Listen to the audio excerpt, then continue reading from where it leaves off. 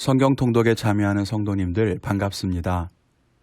구약의 대예언서를 읽는 이번 세션, 이번에는 예레미야서를 읽게 되는데요. 말씀을 읽으실 때 도움을 드리고자 짧은 영상을 공유합니다. 예레미야는 예루살렘에서 북쪽으로 약 3.2km 떨어진 아나돗에 살던 제사장 힐기야의 아들입니다. 나중에 예레미야서를 보면 아나돗 사람들이 예레미야에게 예언을 하지 말라고 협박하기도 하는데 이건 자기 고향 사람들이 그렇게 한 거겠죠. 안타깝게도 예레미야는 결혼을 하지 못했고 자녀도 가질 수가 없었는데요.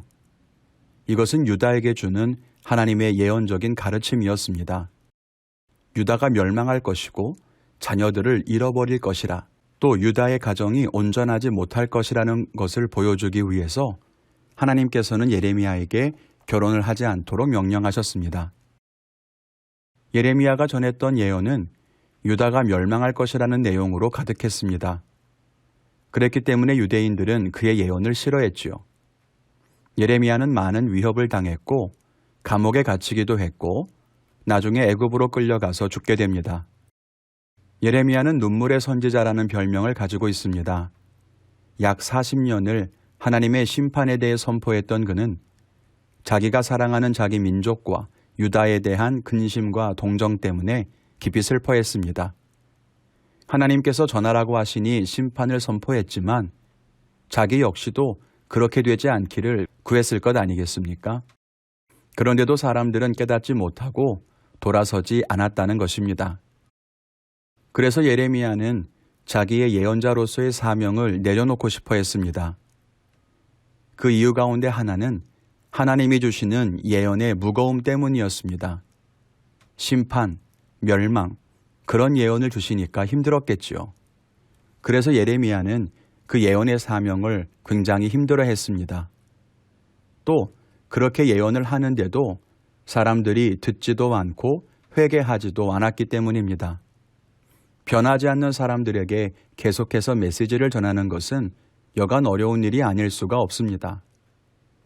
유다 백성들은 자기에게는 하나님이 거하시는 성전이 있고 거기에서 예배를 드리고 있으니 하나님은 결코 이곳을 멸하지 않으실 것이라는 확신을 가지고 있었습니다. 그러나 그것은 잘못된 것이죠. 하나님은 하나님의 말씀에 순종하지 않는 이들에게 동일한 심판을 선포하십니다. 다만 하나님의 언약은 영원하며 하나님께 돌아와 하나님을 의지하는 백성들에게 복을 주실 것입니다. 그래서 예레미야서에는 하나님 백성의 마음에 새겨질 새 언약에 대해서도 강조하고 있는 겁니다. 예레미야는 요시야 왕이 다스린 지 3년째의 부르심을 받아 유다가 멸망을 향해 가는 마지막 시기에 예언 사역을 했습니다. 그런데 예레미야가 이 책을 기록한 것은 여호야김 4년 때였으니까 약 20년 사역한 이후에 기록을 남겼던 것입니다. 앞서 말했듯이 예레미야가 사역했던 시기는 남유다가 멸망을 향해 달려가는 어두운 시대였습니다. 그가 사역한 시기를 크게 셋으로 구분할 수 있는데요. BC 627년부터 605년까지는 유다가 아수르와 애굽에게 위협을 당하던 시기였습니다. 그리고 605년부터 586년까지는 바벨론에게 위협을 당하고 멸망하기 전까지였고요. 마지막 586년부터 약 580년까지는 유다가 멸망한 이후에 예루살렘과 애굽에서 사역을 했습니다. 바벨론이 유다를 정복하고 멸망시킨 것은 한 번에 이루어진 일은 아니었습니다. 우리가 구약의 역사서와 예언서들을 잘 읽다 보면 알게 되는데요. 바벨론은 612년경 아수르의 수도 니느웨를 정복하면서 당시 팔레스타인과 시리아 지역을 통치하던 아수르를 멸망시킵니다. 그리고 근동 지역에 대한 지배권을 확보하기 위해 남하하기 시작하죠. 바벨론의 남하를 막기 위해서 애굽도 북진을 하게 되는데요. BC 605년에 갈그미스라고 하는 곳에서 전투를 벌이게 되고 여기에서 애굽을 이긴 바벨론은 유다까지 진격해서 이때 유다 백성들을 포로로 끌고 갑니다. 이것이 1차 포로입니다. 이때 끌려간 사람 중에 다니엘이 포함되어 있었습니다.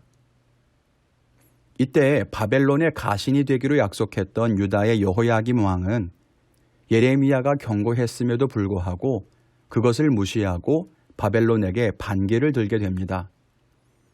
이후 BC 597년에 느부갓네살은 예루살렘을 함락시키고 포로를 끌고 가는데 이것이 2차 포로입니다. 이때 끌려간 사람 중에 에스겔이 있었습니다. 느부갓네살의 공격 이후에 유다의 왕이 되었던 시드기야도 애굽의 손을 빌어서 바벨론을 몰아내려고 했지만 느부갓네살이 586년에 오히려 유다를 공격하면서 결국 예루살렘이 무너지고 유다는 멸망하고 말았습니다. 시드기야는 그렇게 유다의 마지막 왕이 되었고요. 예루살렘이 멸망되고 바벨론 땅으로 포로로 끌려간 이때가 3차 포로기입니다. 예전에 남호성 영상에서 이스라엘 주변 국가들에 대해 한번 다루었던 적이 있었는데요. 사실 대부분의 국가들이 그렇겠지만 주변에 있는 나라들의 영향에서 자유로울 수는 없지요. 우리나라가 주변 강대국들 사이에서 복잡하게 얽힌 세월을 지나온 것처럼 이스라엘도 그랬습니다. 남유다와 북이스라엘의 주변에도 크고 작은 민족들과 국가들이 있었습니다. 서쪽으로는 지중해가 막고 있었지만 북이스라엘의 북쪽에는 아수르, 멀리 동쪽에는 바벨론, 유다의 남쪽으로는 애굽이 있었습니다. 아수르가 세력이 강해지면 아래로 내려오고 애굽이 강해지면 위로 올라오고 그 사이에서 때로는 유다와 이스라엘은 강대국들 사이의 완충지대로 또 때로는 강대국들의 속국이 되어서 이런저런 어려움을 겪을 수밖에 없었습니다. 예레미야가 이런 상황에서 하나님의 말씀을 예언했던 것입니다. 예레미야가 사역했을 당시에는 아수르가 약해지고 바벨론이 신흥 세력으로 부상할 때입니다.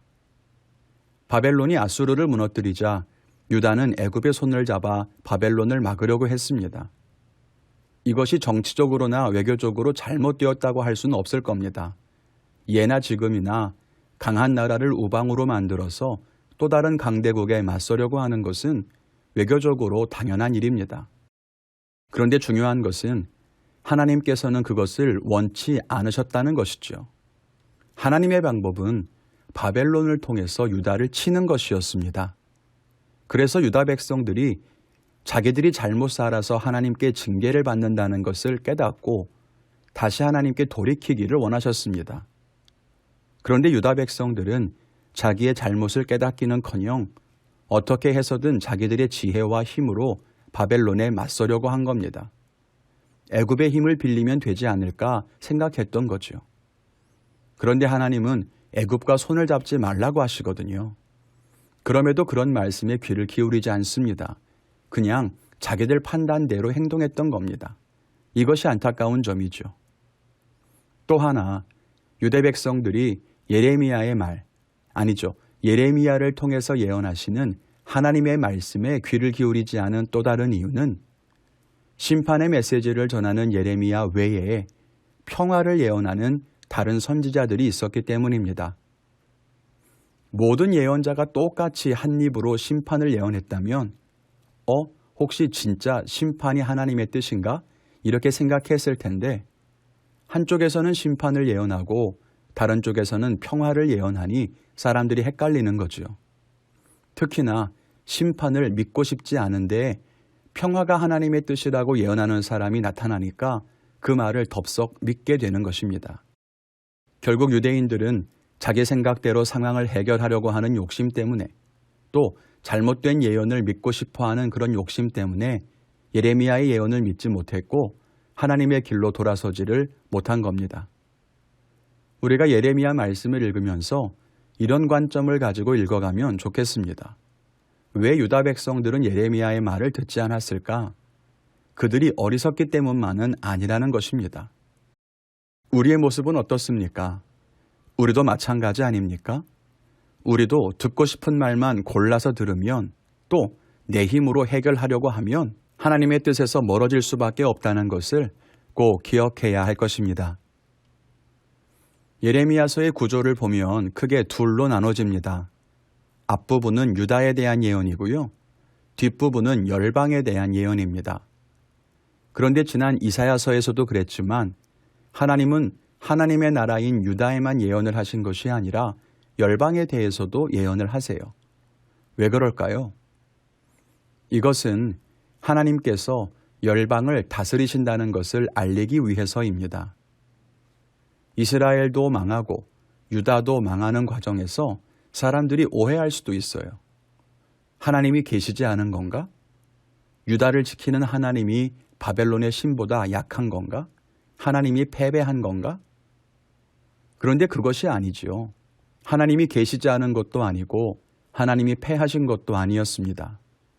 하나님은 온전히 이스라엘을 징계하시고 또 돌이키시기 위해 이방 민족을 그냥 심판의 도구로 사용하신 것입니다. 그렇다고 해서 이방 민족이 유다보다 경건하고 거룩했기 때문도 아닙니다. 그냥 유다를 책망하려고 옆에 있던 바벨론을 사용하신 것뿐입니다. 그런데 백성들은 오해할 수 있다는 거예요. 바벨론이 강했구나.